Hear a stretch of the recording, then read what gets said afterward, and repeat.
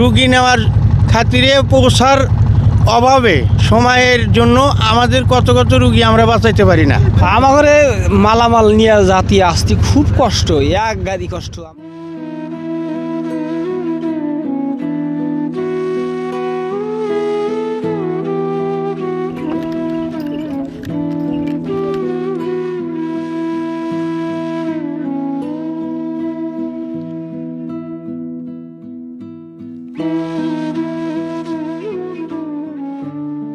যেসব অঞ্চলে নদী আছে আর যেসব অঞ্চলে নদী নাই তাদের মধ্যে বিস্তর পার্থক্য। যেসব অঞ্চলে নদী নাই সেখানেও জীবনযুদ্ধ আছে, তবে নদীমাতৃক অঞ্চল যেগুলো, চরাঞ্চরগুলি যেগুলো, সেখানে জীবনযুদ্ধটা অনেক বৈচিত্র্যময়, সংগ্রামটা অনেক বেশি। আর সেরকমই এক সংগ্রামময় জীবনচিত্রের খুব কাছাকাছি আমরা এসেছি গাইবান্ধা জেলার ফুলছড়ি উপজেলার ফুলছড়ি ঘাটে।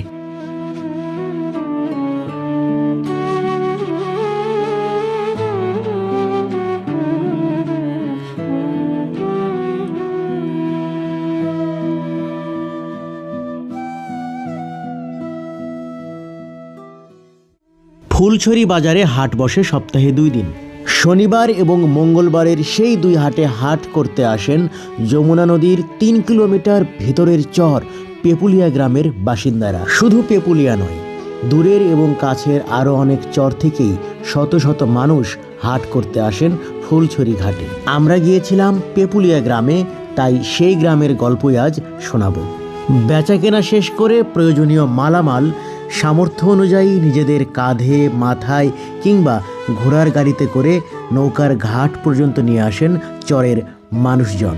আর এসব কাজে হাত দিতে হয় ছেলে, বুড়ো, নারী, পুরুষ নির্বিশেষে সবাইকেই। ক্যামেরার চোখে ঘাটের দৃশ্যগুলো চমৎকার লাগছে বটে, কিন্তু যারা চরের বাসিন্দা তাদের জন্য এই দৃশ্যগুলো এক একটি সংগ্রামের ঘাম ঝরানো গল্প।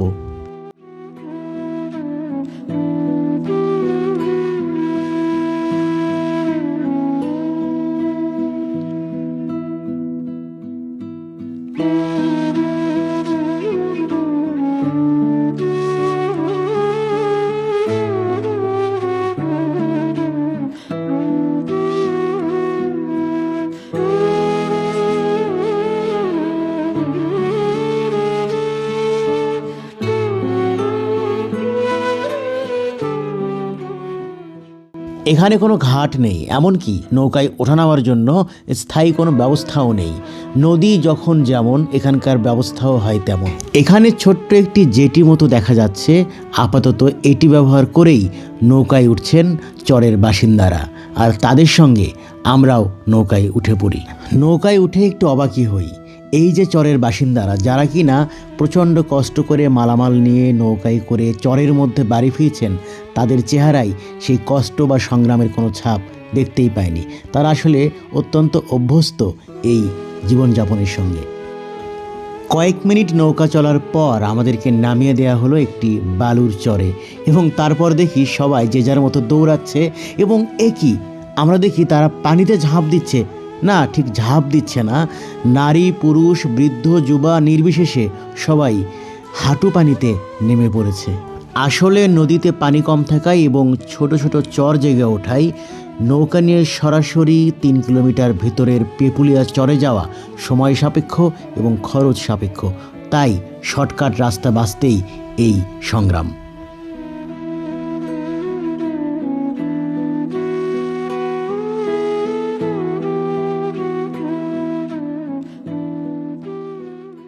আমাকে যেভাবে দেখছেন, চরের জীবনযাপনের একটা জীবন্ত চিত্র এটাই। একাধিকবার নদী পার হয়ে, একাধিকবার নৌকা পার হয়ে চরের মধ্যে হেঁটে হেঁটে তাদেরকে বাড়ি যেতে হয়, বাড়ি থেকে বাজারে আসতে হয়। তো এটা হলো চরবাসীর দুঃখ যন্ত্রণা, যেটা আমরা শুনছিলাম, একদম নিজে সেইটা রিয়েলাইজড করছি। আমরা যে চরে যাব, পেপুলিয়া গ্রাম, সেখানে পৌঁছাতে এই চরে আরও 1 কিলোমিটার হাঁটতে হবে, তারপর আবারও নদী পার হতে হবে, মানে নদীর অংশ, তারপরেই পেপুলিয়া পৌঁছানো যাবে। আমরা তো হাঁটছি হালকাভাবে, কিন্তু এই মানুষগুলোকে নিয়মিত হাঁটতে হয় এভাবেই, বোঝা কাঁধে, মাথায় নিয়ে, বালুতে, পানিতে। এই যে 2 পাশে রাস্তা, তার মাঝখান দিয়ে ধান ক্ষেত, অনেক সুন্দর লাগছে না? চমৎকার।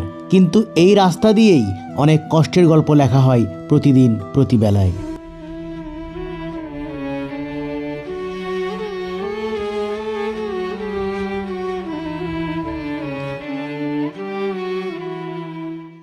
কারো হাতে 10 কেজি, কারো কাঁধে 20 কেজি, কারো মাথায় 1 মণ বা তারও বেশি প্রয়োজনীয় পণ্যের বোঝা নিয়ে তারা এভাবেই হেঁটেই চলেন, কারণ চরের মধ্যে অন্য কোনো উপায় তো নেই।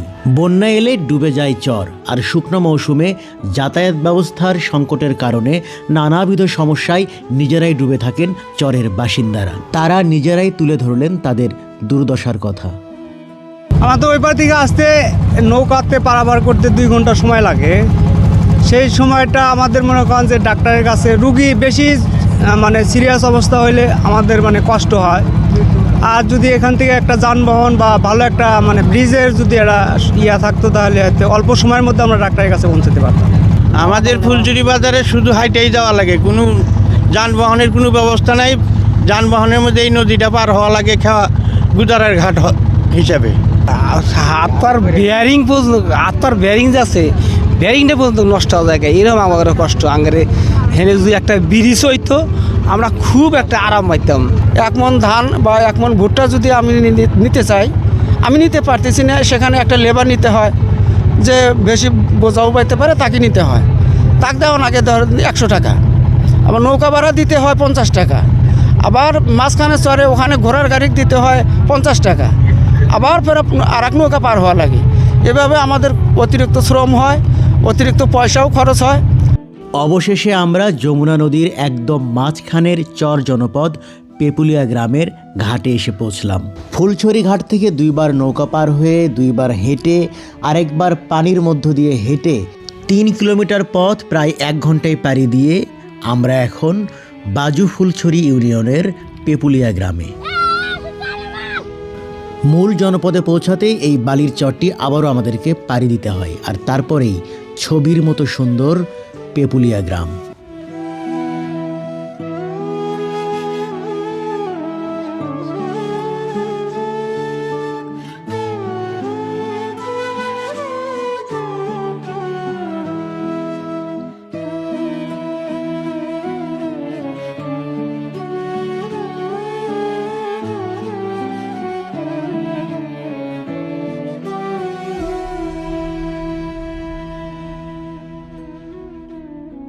ও বালুর মধ্যে যাই, ও আবার নৌকাত উঠি, আবার নৌকার টানে আবার মনে বালুচর ভাঙ্গি, আবার বালুচর টানে আবার হাট বাজার হইতে যাই।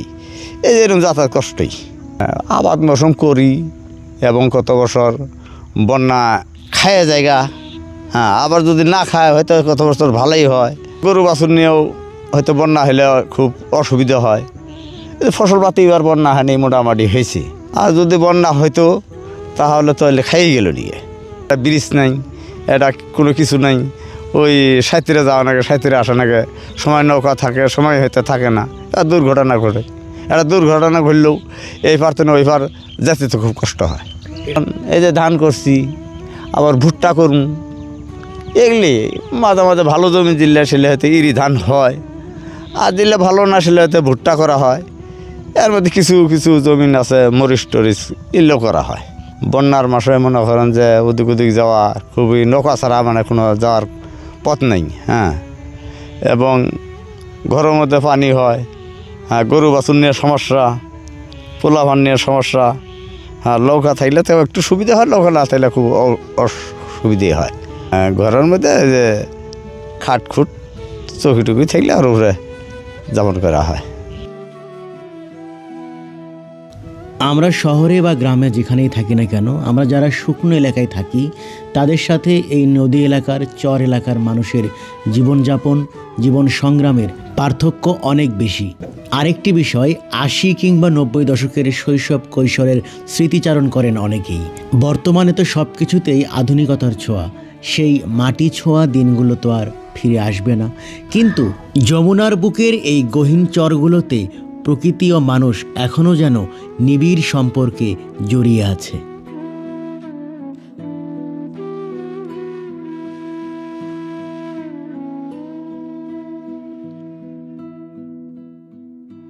চরের জীবন, চরের গল্প, চরের সব কিছু দেখতে যেমন ভালো লাগে, চরের বাস্তবতা ঠিক ততটাই অন্যরকম।